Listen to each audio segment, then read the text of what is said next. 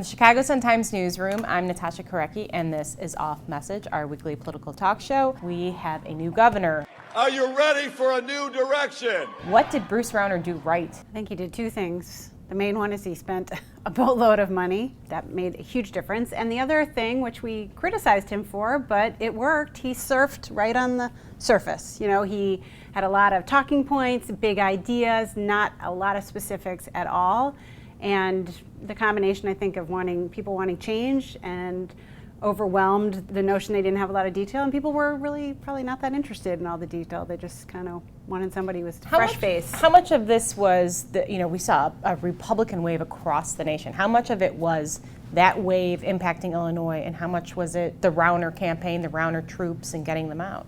I think some of it certainly had to be the Republican wave that washed across the country. I mean, this is something we haven't really seen in Illinois for a while, but this time it's a midterm election. Often the party in power in the White House does poorly, but rarely, if ever, has the incumbent governor of the president's home state done this poorly. I think it was the first time since 1892. So I do think that some discontent with President Obama that fueled the Republican wave did certainly affect things here in Illinois. What's the biggest question right now? The first question I want to know is, well, how does he want the legislature to proceed in this period up until he takes office? I hope that there will be no real significant action taken during a lame duck and with a governor on the way out. We passed a budget that anticipated that we probably would be trying to pass a tax increase right now to pay for what we've already spent for the first half of the year. But there's no way the legislature is going to do that now. No, they're not going to. They're not going to let him off the hook, right?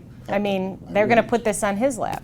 I would think so. Right? So then which is fascinating because, obviously Rauner had, campaigned on not raising taxes. So in January, what is he going to Well, he campaigned on not raising taxes, but he did say he wanted to roll back the income tax hike, which is supposed to expire in January, over 4 years. So what that means exactly, we don't know.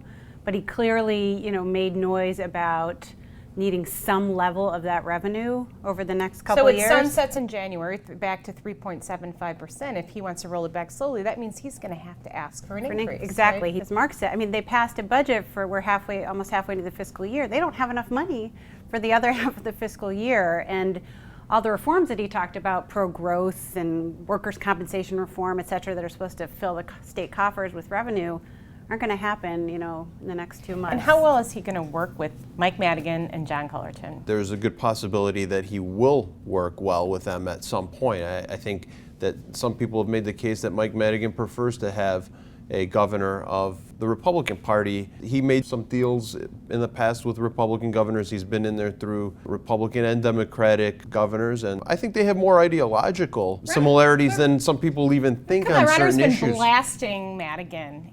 Cullerton, Madigan, Blagojevich, Quinn.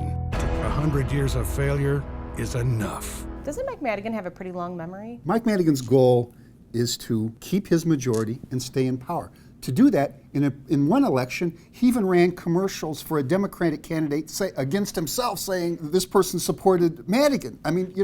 He'll do tricks like that. So at the right times, he will apply the knife. But I do think there is a chance they'll find ways to work together because, look, he can't let this get to a point where the Chicago Tribune can campaign against his members 2 years ago based on him being an obstructionist. So they've got to be able to say, well, they're moving the state forward. I think he's very pragmatic, as pragmatic and detail-oriented as anybody that we've ever seen in politics in this state. And I don't think he takes that stuff personally. Ultimately, I think it's all about pragmatism with him. He may take it personally, but still, he'll find a way to work around it to benefit himself and his members, his Democratic members. So when Rauner had his victory speech, the first thing he said was, I made 2 phone calls. I called Speaker Madigan. I understand. I called President Cullerton. And I said to them, this is an opportunity for us to work together. Then we came to find out that he didn't really speak to them. Is that really getting off on the right foot? Mike Madigan's spokesman says, "Oh, it'll be fine. This doesn't bode ill for the relations." But it has to. I mean, you stand up in front of everybody. Everybody's watching you, and one of the first things you say is that I called the two Democratic leaders with an olive branch, and he didn't actually speak to them. It's sort of this gloss of the truth. I thought it was interesting that he spoke with Barack Obama. He can talk to the President of the United States, but he's not able to get Mike Madigan on the phone, apparently. So, Well, a lot of Illinois governors have found that.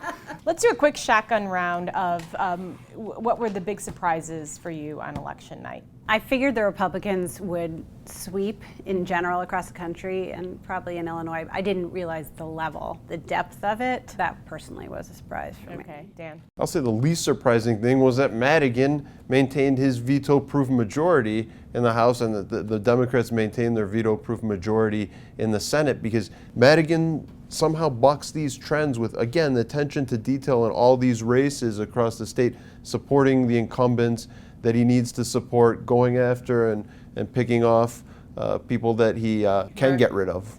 The biggest surprise to me was as we were coming up on midnight and all the races had been decided, to learn that there were still people voting in the city of Chicago.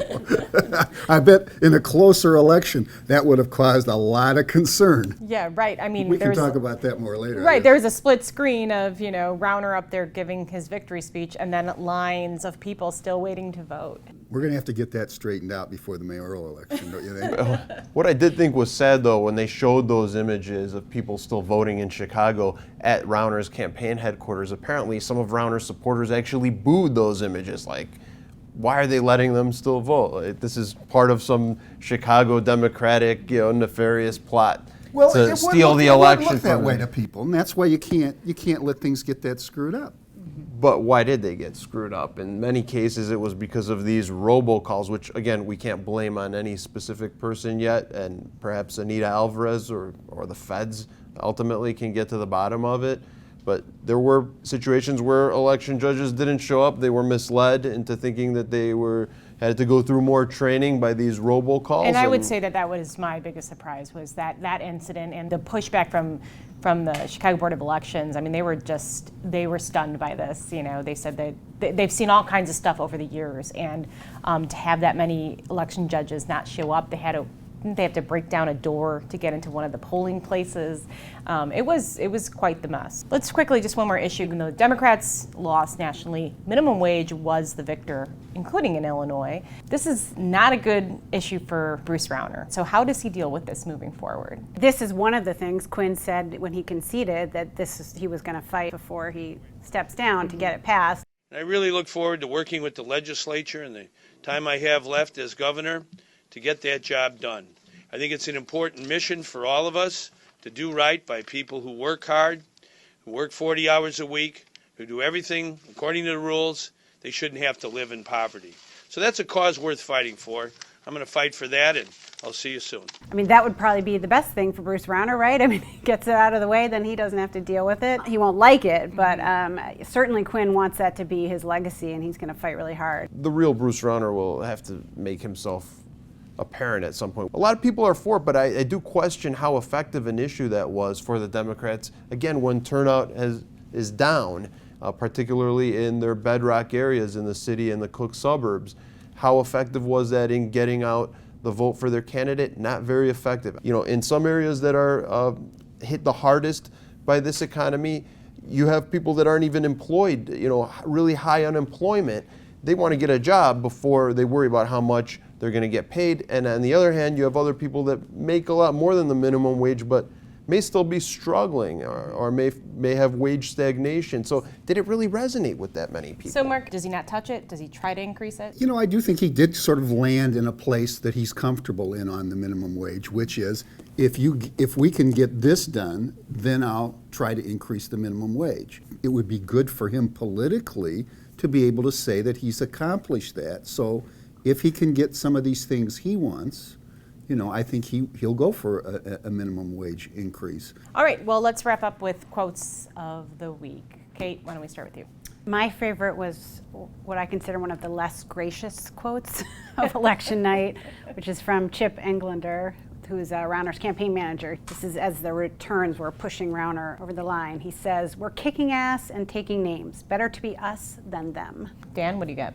Spoke to the mayoral challenger, Jesus Garcia, who said of the governor's loss, quote, "Now we have a Republican in the governor's mansion. Do we really need a Republican in City Hall?" Yes, he called Mayor Emanuel not only a Democrat in name only, but a Republican. Okay, Mark. My quote is, I wasn't going to be denied my right to vote, and that was the feeling of everybody in there. This is from the last person to vote at 3 a.m. Wednesday at Wells Park, and that's because of this screw-up over same-day voter registration that kept everybody in there voting so late at night. I'm going to Jim Allen, spokesman for the Chicago Board of Elections, on the bogus robocalls that contributed to a lot of this disruption on Election Day. He says, quote, "I covered politics for a long time in Chicago and all around the state. This one is a new dirty trick.